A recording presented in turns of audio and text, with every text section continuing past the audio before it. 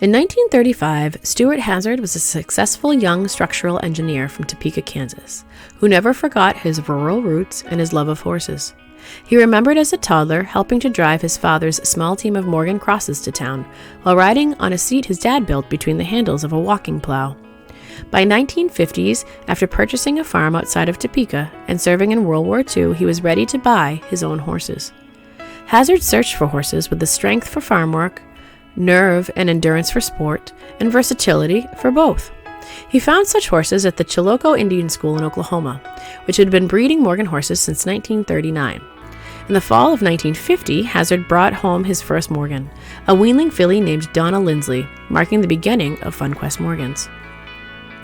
Over a 10-year period, Hazard purchased a total of 29 Chilocco Morgans. In 1951, he acquired 3 100% Western working family Morgans from Sam Thole in Council Grove, Kansas, which became key foundation stock for Hazard.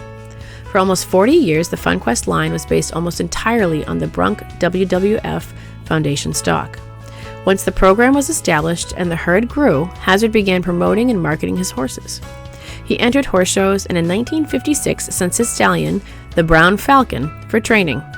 The stallion won the 3-year-old Park Saddle class and the Junior Park Stake, becoming the signature sire for Funquest Farm, ultimately siring 137 foals. In the late 1950s, Hazard established the Funquest prefix, creating a brand name for his horses.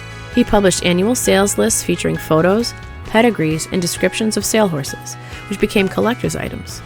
His marketing efforts also included full-page ads in the Morgan Horse magazine every year until 1985. Hazard typically kept as many as a dozen stallions to ensure the best crosses for his 8 mare families. By the early 1970s, the Funquest herd numbered between 125 and 175 head, and their influence extended to numerous breeding programs, significantly impacting the breed's gene pool. Funquest horses were excelling in various competitions, winning in the show rings and at sport events. And in the 1977 Morgan Grand National Show, 38 of the 434 entries carried the Funquest prefix. By 1985, at nearly 90 years old, Hazard turned the farm's management over to his grandson, Ray Bud Beers. Then, in 1985, due to the extensive efforts required to manage the farm's operation and Hazard's advancing age, the entire herd was liquidated. One of the last horses to be sold was the 22-year-old stallion, Funquest Telstar, whom he felt was his crowning achievement. Before leaving with his new owners, he asked to have a moment alone with the horse, and left the barn a few moments later with tears in his eyes. It was bittersweet, the end of his dream, but the continuation of his legacy. Before his death in 1996, Hazard had bred nearly 700 registered Morgans, including 663 with the Funquest prefix. Stuart Hazard clearly established his heritage, a monumental and lasting contribution to the Morgan breed.